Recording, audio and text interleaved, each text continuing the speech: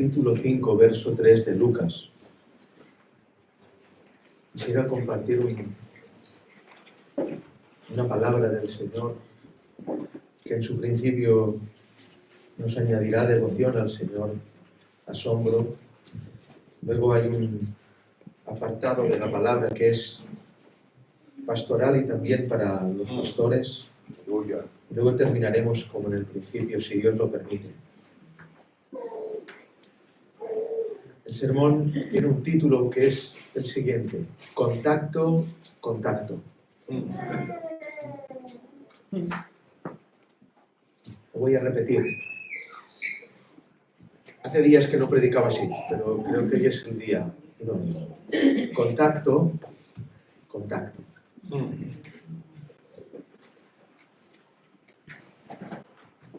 Y entrando en una de aquellas barcas, la cual era de Simón, le rogó que la apartase de tierra un poco, y sentándose, enseñaba desde la barca a la multitud. Amén. Amén. Se nos enseña en las leyes de la física que cuanto más cerca estás de una persona, más claro te puede oír. En el arte del habla se requiere la cercanía. De hecho, se necesita de aparatos como los micrófonos y los altavoces para que los que estáis allá atrás podáis escucharme bien. Hay mucha gente en la iglesia de atrás. Se necesita este amplificador para que escuchéis bien.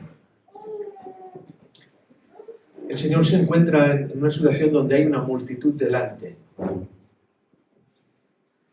Las Escrituras nos enseñan así. Y al ver la multitud, el Señor hace una acción contraria a la que sería lógica. En vez de acercarse, entra en una barca y se separa. Y este texto a mí me llamó mucho la atención.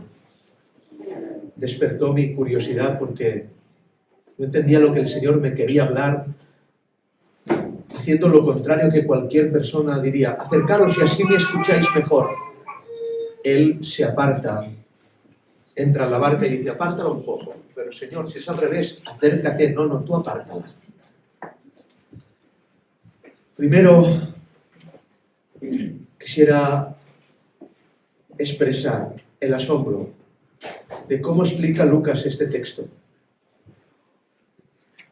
La explicación de Lucas es que en el mar había muchas barcas. Y entrando en una de aquellas barcas significa que había muchas.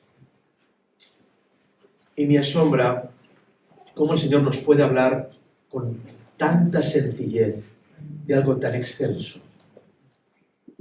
Entrando en una de aquellas significa que habían muchas, pero el Señor solo entró en una.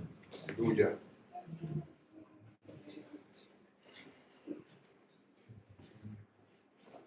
Yo me asombro y me emociono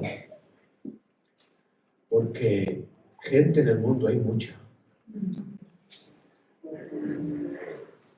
Barcas en el mar, muchas.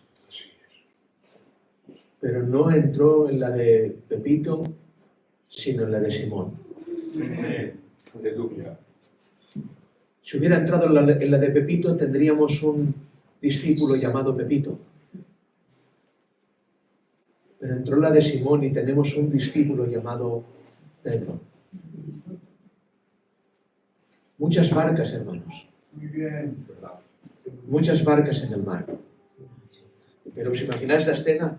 1, 2, 3, 4, 5. Es aquella de allí. Para que luego digan que no hay elección. Amén. Hermanos, la barca jamás eligió a Cristo. Amén. Aleluya. Es Cristo que eligió la barca. Yes. Lo hablábamos el jueves. La elección de Dios. ¿Y cómo se queda usted ante esta verdad? Yo creo que es una verdad tan profunda que no entendemos a darle gracias por esto. Porque uno se cree que hizo algo para conquistar a Dios. No dice que era la barca más limpia. No dice que era la barca más rápida. No dice que era la barca más grande para agarrar mayor cantidad de peces. Era la barca de un tal Simón. Porque usted no es la barca más limpia, escúcheme. Amén. Amén. Ni es la barca más grande, ni la que tiene mayores capacidades. Pero es la barca que eligió Él. Gracias. ¡Cuánta gracia tuvo Sí, Señor. Sí, sí. de elegir mi barca, hermanos! Amén. ¿Pero quién soy yo? Con tantas que hay, subiste a la mía.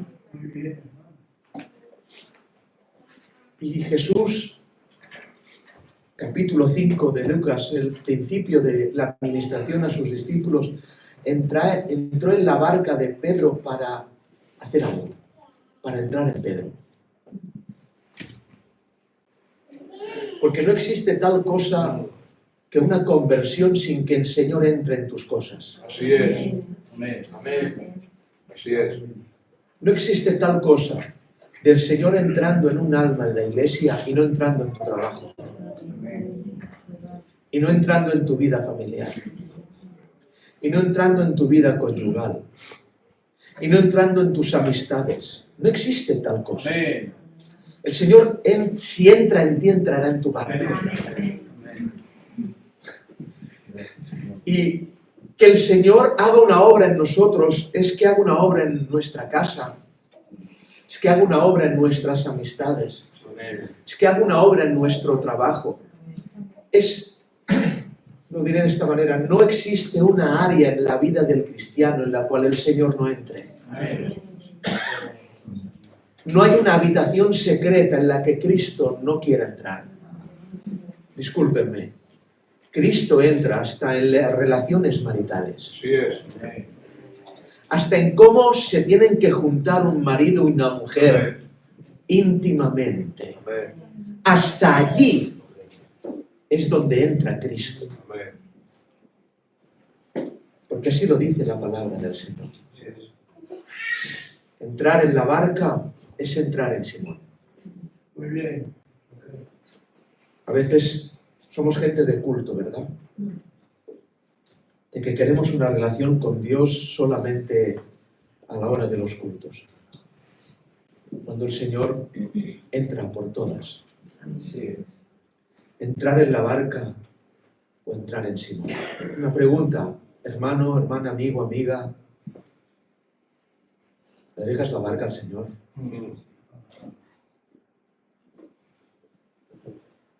Porque hay gente que no le deja la barca a Jesús. No se la deja. Pero yo te quiero escuchar desde la multitud, pero no entres en mi barca.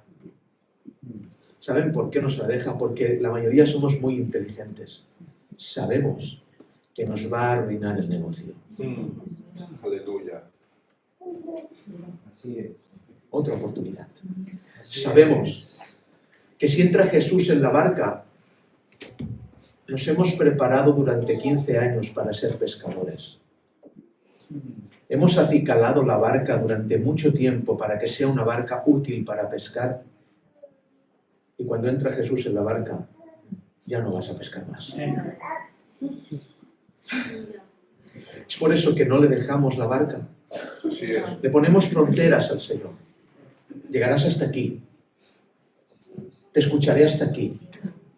Te amaré hasta aquí. Te leeré hasta aquí. Tendremos relación hasta aquí. Cuando la Biblia nos enseña que Jesús va por todo. El Señor entró en la barca de Pedro y le arruinó el negocio. Ya Pedro nunca fue pescador de peces.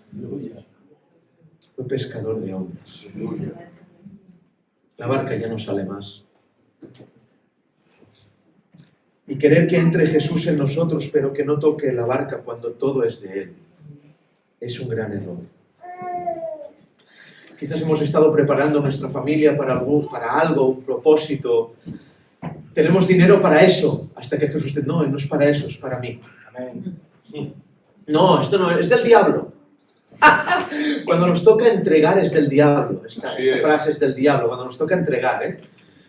Esto no es esto. ¿Cómo voy a ir? Si yo lo he estado preparando durante mucho tiempo delante de ti para que esto sea... No, esto es para mí también. Amén. Es para mí. Esto lo has estado preparando. Te he dejado que lo prepararas para mí. Porque lo que preparamos para nosotros mismos lo hacemos con excelencia. Así es. Así es. Lo que preparamos para Él lo hacemos como de cualquier manera. Así es. Sin pedir permiso para orar. Ahora ven a la habitación. Y el Señor, ven a la habitación. Ahora en el culto. Vale, en el culto. Ahora te necesito para que me bendigas porque tengo que pedir un trabajo. Ahora, venga, te bendigo. ¿Pero qué es esto, hermanos?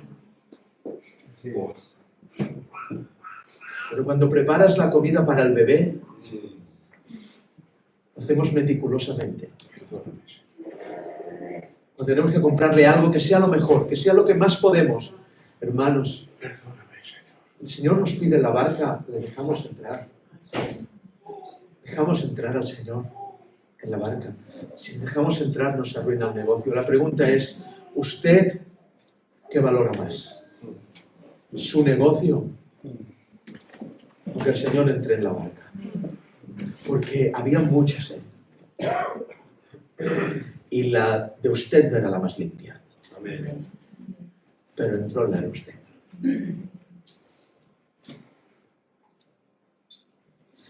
Y quiero destacar la vergüenza que me provoca el principio del ministerio del Señor a mí mismo. Porque el Señor no se lo pide, ni se lo manda, se lo ruega. Le rogó que la apartase de la tierra. Se lo ruega. Ven a Dios rogándole a un hombre. El Señor tratándonos con una delicadeza que nosotros no le tratamos a Él. El Señor rogándole a Pedro. ¿Y qué le rogó? Le rogó la separación. Pedro no entendía, repito, es contrario a lo que cualquier persona haría. Tengo una multitud delante, me acerco a la multitud. El Señor tiene una multitud delante y se aparta. ¿Por qué? ¿Por qué sucede esto? La palabra de esta mañana es contacto, contacto. Enseñar distanciado del apego emocional. Voy a repetirlo. Enseñar distanciado del apego emocional. ¿Por qué? ¿Por qué los siervos, los que enseñan, tienen que separar la barca? Porque hay un apego emocional que a veces es inintencionado. Pero el apego emocional tiene el poder de manipular al que enseña. Amén. Lo repito, yo hubiera dicho amén. El apego emocional tiene el poder de manipular al que enseña. Yo veía en YouTube cómo había una jueza en un juicio y tenía que juzgar a un varón delante que había hecho una fechoría. Esa jueza le impone un castigo, pero se veía la jueza emocionada de repente, y eso estaba grabado. La jueza se emociona y tiene que imponer un castigo al que tiene delante. Y cuando termina de imponer la pena, le dice, y aún me acuerdo los días que pasamos en nuestra niñez, estando en la misma clase, lo amable que eras y lo buena persona, y cómo lo bien que te criaron tus padres para que hayas llegado a este momento. Y tenga que yo condenarte. Y el hombre la mira y dice, ¿eres tú? Eran amigos de pequeños. Se habían criado en la misma clase. Pero aquella mujer no dejó que el apego emocional de la emoción de ver a su amigo de la infancia, no veía a un hombre que había hecho mal, en su emoción veía al niño que conoció de pequeña, provocara en ella que la pena fuera otra, que la disciplina fuera otra. Porque el apego emocional manipula. Así es. Muchas veces la gente se acerca a los pastores o a los sacerdotes para cambiar a los sacerdotes. Al sacerdote no lo cambia la gente. Escúchenme, sacerdotes. Al sacerdote no lo puede cambiar la gente. Al sacerdote lo tiene que cambiar Dios. Y el sacerdote sí tiene que cambiar a la gente. Amén. Si el Señor te dio un privilegio de acercarte a un sacerdote, no es para que Él cambie, es para que cambies tú. Amén. El apego a un pastor no es para que el pastor cambie, es para que cambie usted. Hay un peligro, se corre un peligro que la palabra del Señor llama de cohecho. ¿Qué significa cohecho?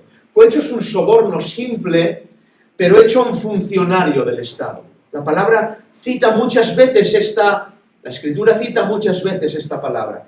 Un peligro de cohecho es un soborno a alguien que tiene una autoridad. ¿Y qué es un soborno? Es pagar para un trabajo sucio. A veces el apego emocional es ese cohecho.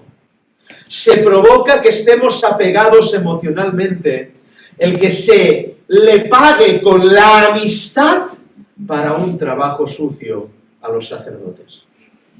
Hay quien soborna con el enojo. ¿Cómo? Sí, si me tratas duro, me enojo. Si no me tratas duro, te soborno y te sonrío. Así es. Hay quien soborna con la influencia. Si me disciplinas, influiré en la gente para tu mal. Wow. Si no me disciplinas, hablaré bien de ti. Wow. Hay quien soborna, hace cohecho por la palabra. Si se predica esto, estaremos enojados.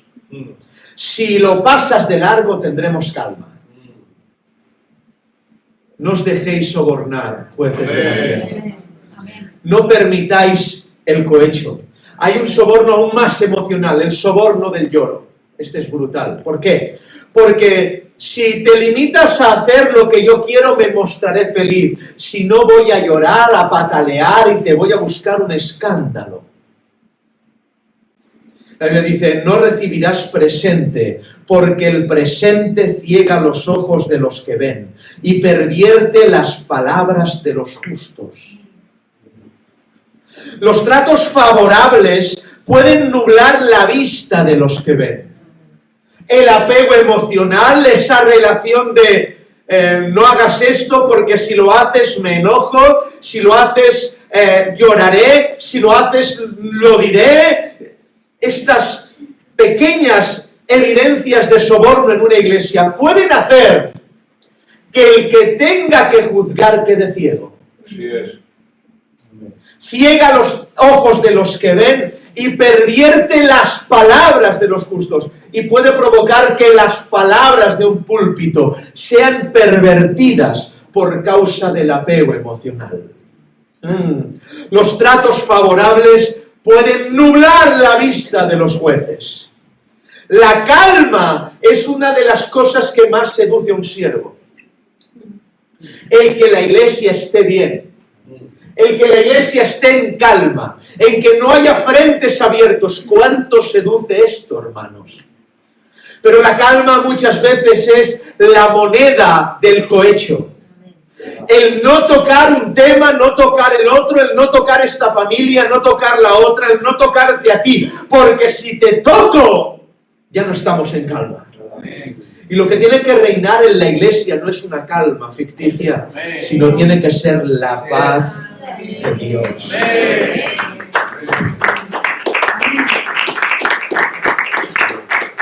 ¿Dónde se aplica esto de una manera fehaciente, absolutamente bíblica? En los levitas.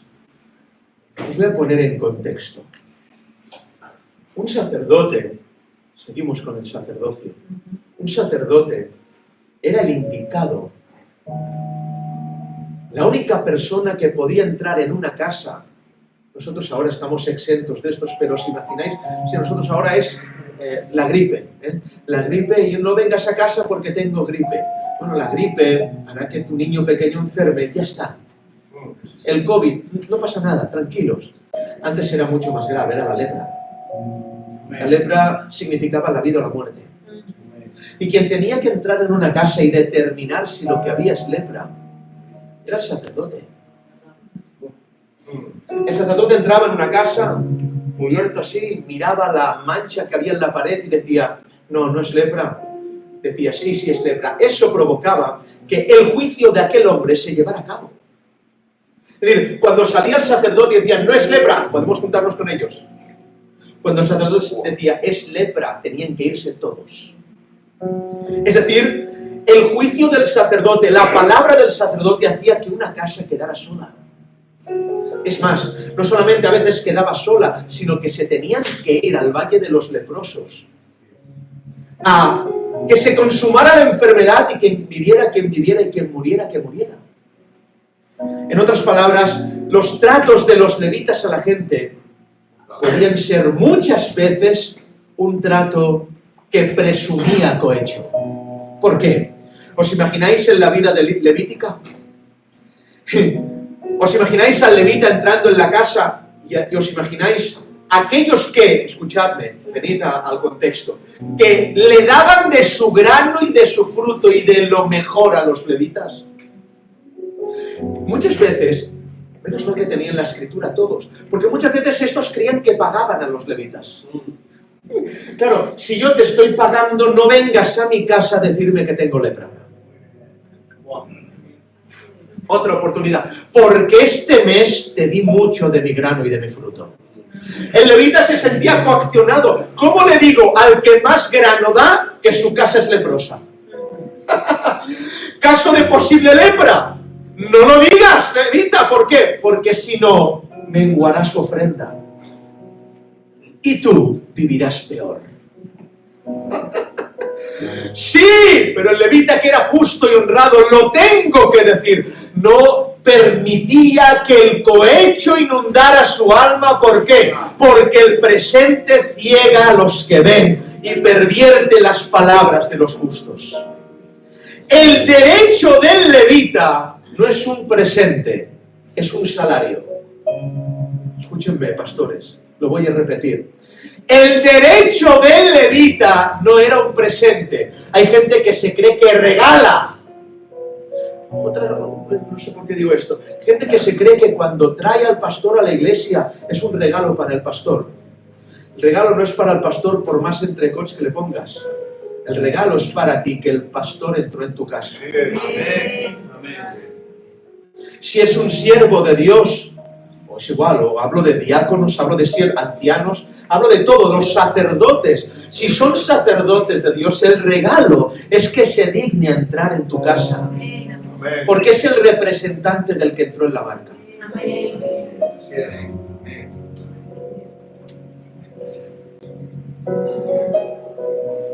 Así que el levita entraba en la casa, el sacerdote, y veía lepra, pero decía, bueno, ¿la puedo maquillar esta lepra? ¿Por qué? Porque si no, dejarán de ofrendarme. Dejarán de hacer lo que tienen que hacer, porque es mucho lo que ofrendan.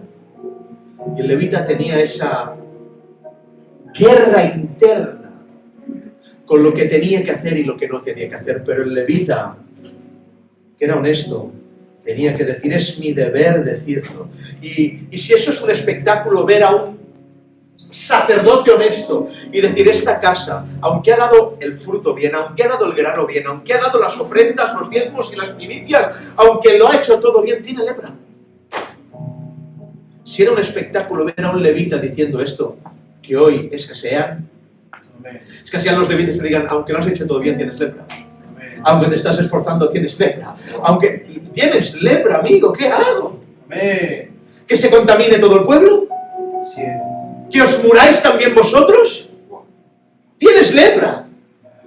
Aunque eso no es un espectáculo, más espectáculo es cuando los leprosos seguían ofrendando. cuando aquel que había sido acusado de lepra en su casa seguía fiel a Dios y seguía no dando presente al levita sino salario, porque no es un regalo, es un salario. Amén. Espectáculo a gente acusada siendo fiel, gente disciplinada siendo fiel, gente golpeada siendo fiel. Un auténtico espectáculo. Algunos textos: porque el Señor vuestro Dios es Dios de dioses y Señor de señores, Dios grande, poderoso y terrible, que no hace acepción de personas ni toma cohecho. ¿Por qué? Dios tampoco toma cohecho, no lo puede sobornar. Así es. Y hay quien quiere sobornar a Dios sobornando al sacerdote. Intentar influir en Dios manipulando el sacerdocio. Como tenemos apego, como nos queremos, como nos amamos, influiré en Él. ¿Para qué? Para manipular a Dios para que haga lo que yo quiera. Así es. Eso se ha visto en las iglesias. Gracias al Señor aún no se ve aquí. Quizás se vio en algún tiempo, ¿no? El Señor no toma cohecho, no se deja influenciar. Es tan grave todo esto y tan inmenso que el Señor nos enseña a tener un contacto. Lo digo ahora y luego, sí. Tenía contacto con 9, tenía otro contacto con 3 y tenía un contacto con 1. ¿Sí? Lo repito.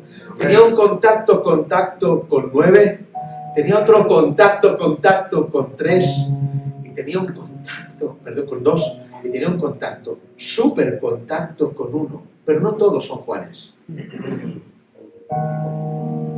No todos son Juan. No todos duermen en el pecho del amado, solamente él.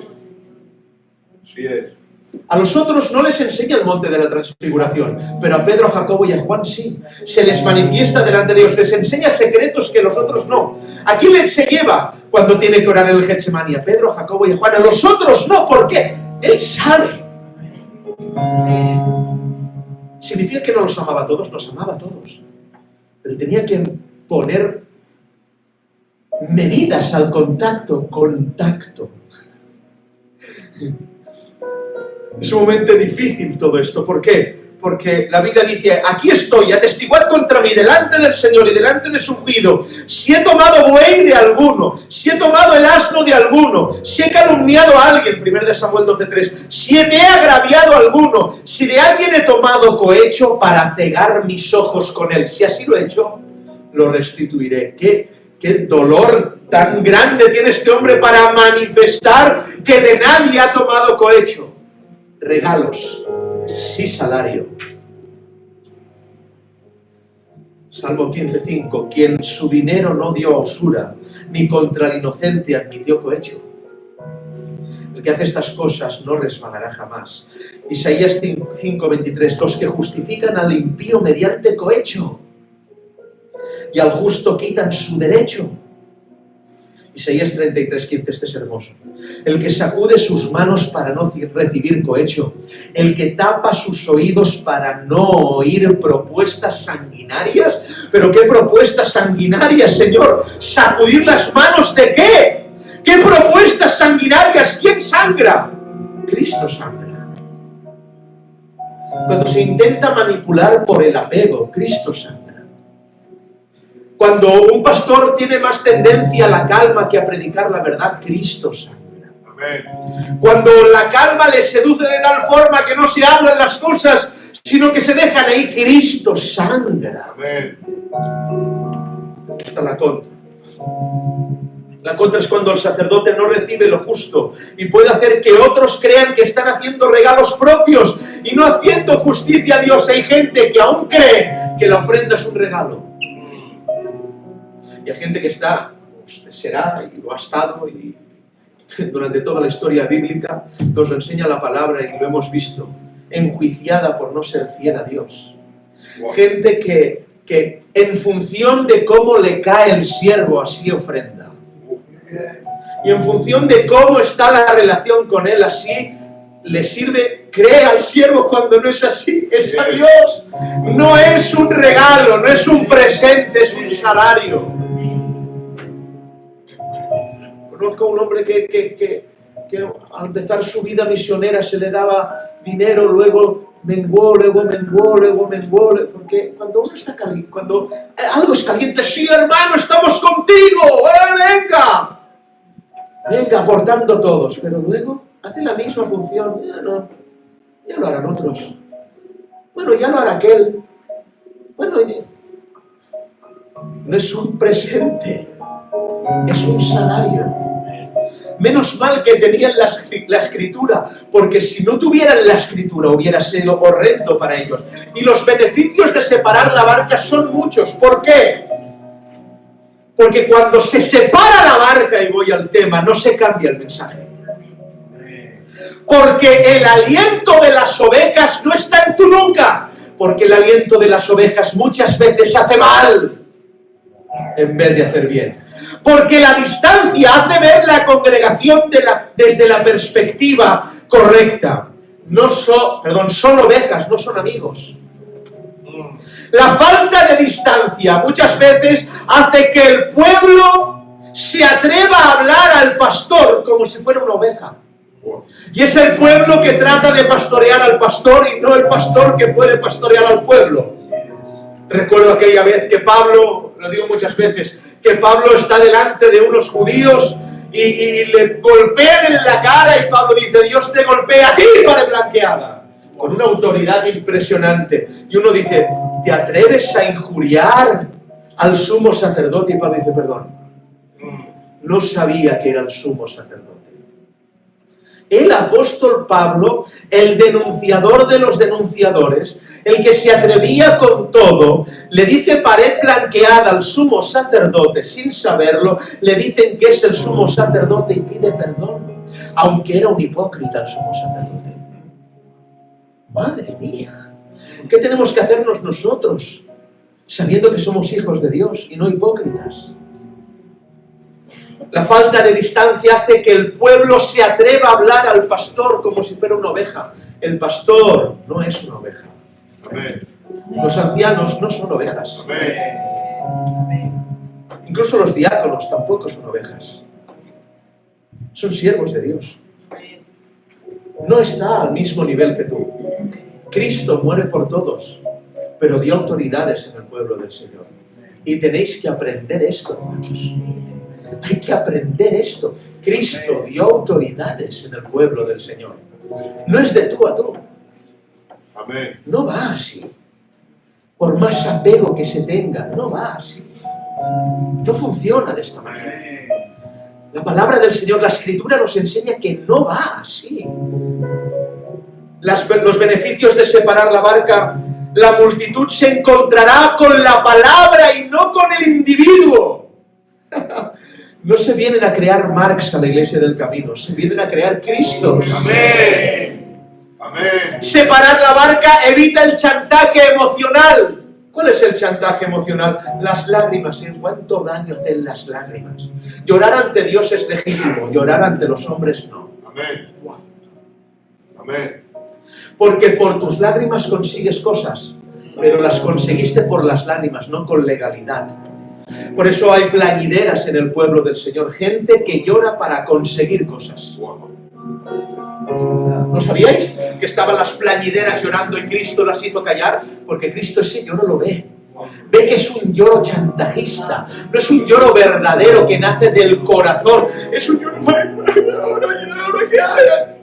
No, el Señor lo ve. El Señor contempla las plañideras y las hace callar. Las lágrimas delante de los hombres pueden ser veneno. La exposición del predicador, la exposición del sacerdote de la predicación, no debe ser algo personal entre el pastor y la oveja, sino entre el pastor y el pecado. No estoy hablando de ti, hablo del pecado. Lo que pasa es que tu pecado tiene nombre. ¿Cuál? El tuyo. Amén.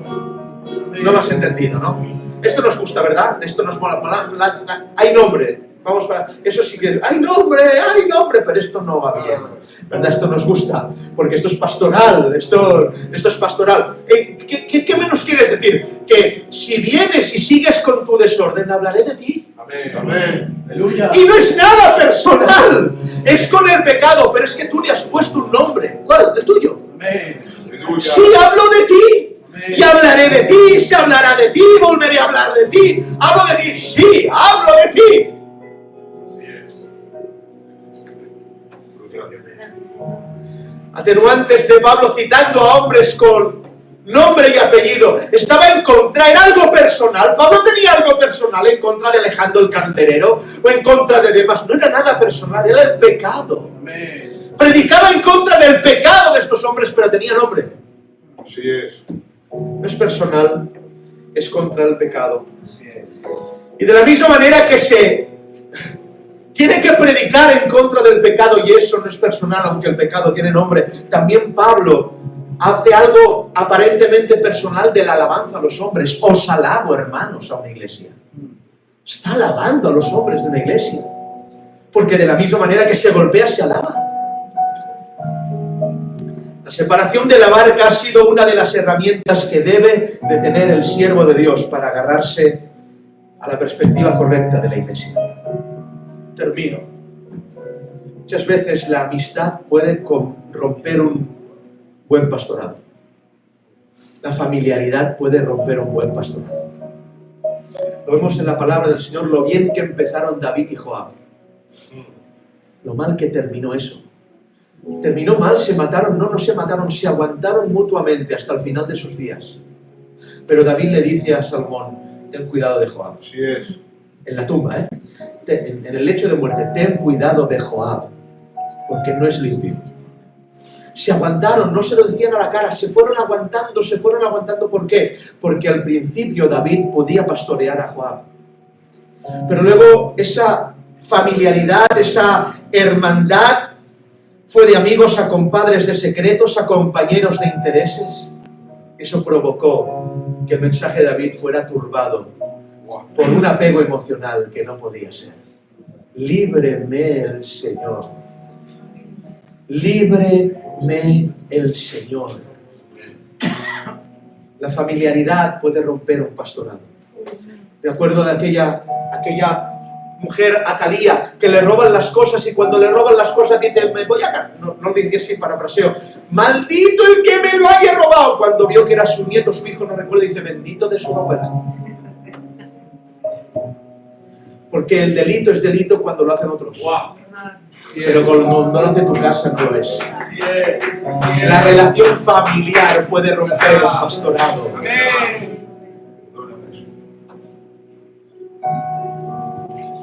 Los beneficios de separar la barca son que Pedro escuchó el mensaje fuera de la barca, apartado. Y como he dicho antes, Jesús no tuvo 12 Juanes. Si el Señor le permitió a usted dormir en el pecho de un siervo, ostras, dele gracias a Dios. Porque el final es el principio. Se distancia Jesús de la tierra, pero entra en la barca. Si el Señor le permitió a usted dormir en el pecho de un siervo de Dios, dese con un canto en los dientes. Tiene mucho de ganar. Ahora sí, a los siervos que duerma gente en su pecho, asegúrense que son Juan, que no son Judas. Porque muchas veces han dormido en nuestro pecho Judas. Y les dimos el corazón a gente que no debiéramos. Mirad, el perdón, escúchenme, esto es muy importante. El perdón no es una licencia que se da para que alguien te haga daño otra vez. Wow. Yo hubiera dicho amén. Lo voy a repetir. El que yo haya perdonado, el que usted haya perdonado, no es la licencia al perdonado para que me vuelvas a hacer daño. No va por ahí. No, eso no es el perdón divino. Yo te perdono, pero no te voy a permitir que me hagas más daño. Así es. Amén. No te lo permito. Así es. Cuidado que en nuestro pecho no duermen Judas, que nos pensamos que son Juanes. Apego de Cristo a Juan. Tremendo. Dormir en el pecho. Ese permiso de Cristo. Pero ese permiso que Cristo le dio a Juan de dormir en su pecho, así lo describe la palabra, no quitó de que Cristo fuera a la cruz. No se enamoró tanto de Juan como que dijo, bueno, un año más con Juan. Bueno, me voy a quedar a pastorearlo más. No, el apego de Juan a Cristo no provocó que Cristo no fuera a la cruz, sino que sí provocó que lo acompañara hasta ella. ¡Aleluya! Impresionante, hermanos. Esa es la medida idónea. Puedes dormir en mi pecho, pero que sepas que voy a la cruz. Si quieres, me acompañas. Puedes dormir donde yo, pero acompáñame a la cruz. Si quieres, me acompañas, pero el apego emocional que Juan o que Cristo tenía con Juan no provocó que no fuera, sino que arrastró a Juan a que lo acompañara. Este es el pastoreo. Arrastrar a la gente a la cruz, no uno mismo. Amén. ¡Gloria a Dios! Arrastrar a la gente a la cruz, no uno mismo.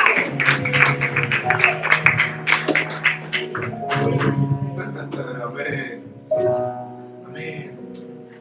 Jamás se desvió Juan por dormir en el pecho del Señor. Que nos ayude el Señor. Hermanos, no entró en otras, entró en la tuya. Había muchas barcas, pero entró en la tuya. ¿Crees que es momento de darle gracias? Gracias por entrar en la mía. Vamos a darle gracias al Señor.